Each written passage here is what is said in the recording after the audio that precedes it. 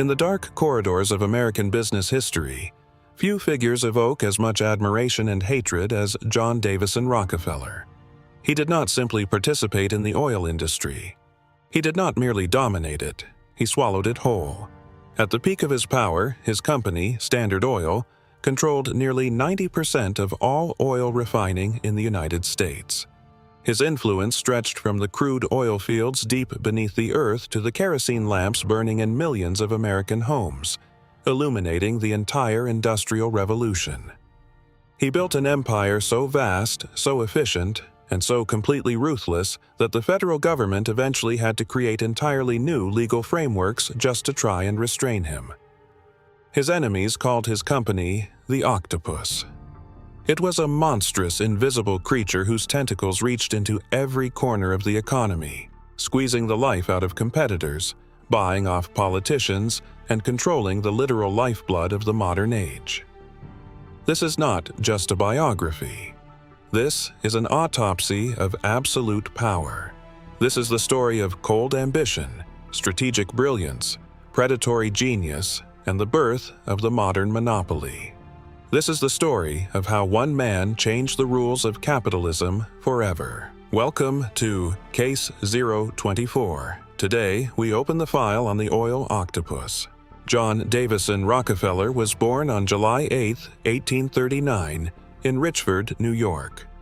His childhood was not one of privilege, but of profound instability. His father, William Big Bill Rockefeller, was a traveling salesman, a con man, a self-proclaimed botanical physician, and a bigamist who frequently abandoned his family for long periods. Big Bill would return home flush with cash, only to disappear again, leaving his wife and children to fend off creditors. Young John learned a very early, very brutal lesson. The world was unpredictable, people were unreliable, and real security could only come from iron self-discipline and absolute financial control. From a remarkably young age, Rockefeller displayed an extraordinary, almost unnatural talent for numbers, organization, and capital allocation. As a boy, he would buy candy in bulk and resell it to other children at a calculated profit. He kept meticulous ledgers of every single cent he earned, saved, and donated. He called his first accounting book Ledger A, and he treated it with the reverence of a holy text. This obsessive attention to detail and efficiency would become the psychological foundation of his entire empire. He did not view money as a means to buy luxury. He viewed money as a metric of order. At the age of 16, he began working as an assistant bookkeeper for a produce commission firm in Cleveland, Ohio. He was famous for working in complete silence for incredibly long hours, refusing to waste even the smallest resources. He analyzed the firm's transportation costs, uncovering inefficiencies that older, more experienced men had completely ignored. Then, in 1859, the world changed. Edwin Drake struck oil in Titusville, Pennsylvania. The American oil boom exploded overnight. Thousands of men rushed into the Pennsylvania valleys, tearing up the earth, building chaotic, splintered wooden derricks, and chasing overnight riches. It was a violent, filthy, gambling den of wildcatters and speculators. Prices for crude oil swung violently from $20 a barrel to 10 cents a barrel in a matter of months. While most men saw the oil rush as a chaotic lottery, Rockefeller saw something completely different. He saw a wild, inefficient, highly volatile industry that was desperately crying out for order, discipline, and a master architect. He realized a fundamental truth of the resource game. The real money was not in drilling for oil. Drilling was a gamble. You could dig 50 dry holes before striking black gold. The real money, the guaranteed, structural money, was in the toll booth. It was in the refining process. The miners had to bring their crude oil to a refiner to turn it into usable kerosene. If you controlled the refineries, you controlled the miners, and you controlled the market. In 1863, at just 24 years old, Rockefeller partnered with Maurice Clark and Samuel Andrews to build a small oil refinery in Cleveland. While his competitors built shoddy, dangerous shacks that frequently burned to the ground, Rockefeller built a state-of-the-art facility. He poured every cent of profit back into the business, constantly upgrading his equipment to squeeze more high-quality kerosene out of every drop of crude. By 1870, he bought out his early partners and officially incorporated the Standard Oil Company. He chose the name intentionally. At a time when kerosene was highly unstable and often exploded in people's homes, he wanted consumers to know that his product was the absolute standard of safety and quality. But having the best product was not enough for John D. Rockefeller. He despised competition.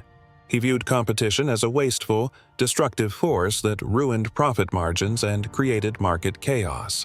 He wanted a monopoly, and he was perfectly willing to break the spirit of anyone who stood in his way. The early oil industry was paralyzed by exorbitant transportation costs. Moving barrels of oil by train was incredibly expensive. This is where Rockefeller executed his first true masterstroke. He realized that the railroad tycoons, men like Cornelius Vanderbilt and Jay Gould, were engaged in their own vicious price wars. The railroads desperately needed guaranteed, steady freight to keep their trains full and their businesses afloat. Rockefeller approached the major railroads with a devastating proposition. Standard Oil would guarantee them a massive daily volume of oil shipments. In exchange, the railroads had to give Standard Oil a secret, massive discount on shipping rates. But Rockefeller did not stop there. In a display of unmatched corporate ruthlessness, he demanded that the railroads not only give him a discount, but that they also pay him a rebate on every barrel of oil shipped by his competitors. Through a clandestine organization called the South Improvement Company, Rockefeller rigged the entire transportation grid of the United States. If an independent refiner shipped a barrel of oil for $1, the railroad kept 50 cents and secretly handed the other 50 cents directly to Rockefeller. He was literally getting paid by his competitors to put them out of business. Armed with this insurmountable structural advantage, Rockefeller initiated what became known as the Cleveland Massacre.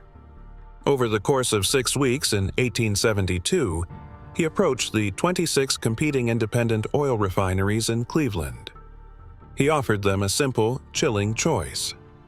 He would open his books and show them his transportation contracts, proving that they could never compete with his margins. He told them to sell their refineries to him in exchange for Standard Oil stock, or he would drive their prices into the dirt and bankrupt them. Faced with total annihilation, 22 of the 26 competitors surrendered and sold out to Standard Oil. The Cleveland Massacre proved that Rockefeller was not just a businessman. He was an apex predator playing a completely different game. In markets where independent refiners refused to submit, Standard Oil would dramatically slash its prices. They would sell kerosene far below the cost of production, absorbing massive short-term losses in that specific region. Local competitors, who did not have Rockefeller's massive national cash reserves, would bleed out and file for bankruptcy. Once they were dead, Rockefeller would buy their rusting assets for a fraction of their value and immediately raise the price of kerosene back to highly profitable levels. This approach, known as predatory pricing, became the signature weapon of the Octopus. By 1880, just 17 years after entering the oil business, Standard Oil controlled approximately 90% of all oil refining capacity in the United States. The company had transformed from a small Cleveland refinery into a vast, interconnected machine of absolute economic power. But owning the refineries was only half the equation. Rockefeller wanted to own the entire universe that the oil touched. He pioneered the absolute limit of vertical integration. Standard Oil stopped buying wooden barrels from independent coopers. Instead, Rockefeller bought thousands of acres of white oak timberlands. He built his own lumber mills. He bought his own drying kilns. He manufactured his own iron hoops. By bringing barrel production entirely in-house, he dropped the cost of a single wooden barrel from $2.50 to under 90 cents. When multiplied by millions of barrels, the savings were astronomical. He applied this psychotic level of efficiency to everything. Standard Oil built its own fleet of transport ships. They built their own warehouses. They manufactured their own sulfuric acid. When Rockefeller grew tired of negotiating with the railroads altogether, he simply built a massive cross-country network of underground pipelines, completely cutting the railroad tycoons out of the oil business forever. Furthermore, he refused to throw anything away. While other refiners dumped the toxic waste products of crude oil into the rivers, Rockefeller hired chemists to figure out how to sell the garbage. Standard Oil turned refining waste into lubricating oils, petroleum jelly, paraffin wax for candles, and a highly volatile, seemingly useless byproduct called gasoline, which he initially used to fuel his own factory machines. He monetized every single atom of the oil. To manage this sprawling, unprecedented empire, Rockefeller and his lawyers invented a brand new legal structure in 1882. It was called the trust. Because state laws prevented a company in Ohio from owning a company in New York, Rockefeller created a board of 9 trustees who held the stock of 40 different corporations in a massive, centralized vault. The Standard Oil Trust allowed Rockefeller to act as the supreme commander of a global monopoly while maintaining the legal illusion of separate, independent regional companies. The tentacles of the octopus were now firmly wrapped around the globe. Standard Oil was exporting kerosene to Europe, to the Middle East, and to Asia. He was richer than most sovereign nations. But as Standard Oil's power grew unchecked, public outrage and political pressure mounted to a boiling point. Independent drillers in Pennsylvania hated him. Bankrupted rivals despised him. But his most dangerous enemy turned out to be a journalist named Ida Tarbell. Ida Tarbell was the daughter of an independent oil man who had been crushed by Rockefeller's secret railroad rebates during the South Improvement Company scandal. Decades later, she launched a meticulous, devastating 19-part investigative series in McClure's magazine, titled The History of the Standard Oil Company. She exposed the secret rebates, the predatory pricing, the espionage, and the brutal intimidation tactics used by the trust. Her writing ignited a firestorm of public fury. Newspapers began drawing political cartoons of Rockefeller as a terrifying mechanical octopus dragging the United States Capitol building down into the depths. Politicians built entire campaigns around promises to smash the trusts. The era of the robber barons had collided with the era of the progressive trustbusters, led by President Theodore Roosevelt. In 1906, the United States Justice Department launched a massive antitrust lawsuit against Standard Oil. The government argued that the company had used illegal, anti-competitive practices to monopolize the industry and restrain free trade. After years of bitter, incredibly expensive legal warfare, the case reached the Supreme Court.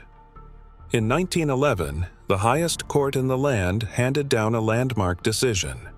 The Supreme Court ruled that Standard Oil was an illegal monopoly and ordered it to be violently dissolved into 34 separate independent companies. The government believed they had finally slain the beast. They were wrong. The breakup of Standard Oil was the greatest financial windfall of John D. Rockefeller's entire life.